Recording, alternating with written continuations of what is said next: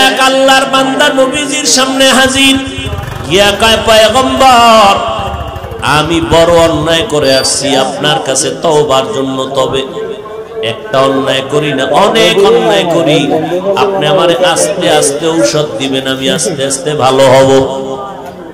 তুই কি অন্যায় করো? কয়, এক আমি মিথ্যা কথা বলি, দুই আমি জেনা করি, তিন মদ পান করি, চার চুরি করি। কি করি? লোকটা সরল মনে গেছে ভালো অর্জন।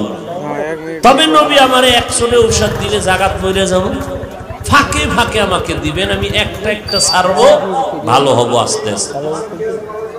আজকে একটা দেন, এটার থেকে বাঁচার চেষ্টা করবে।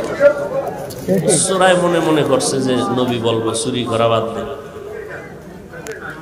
নবী কয় না, মিথ্যা কথা বন্ধ করো।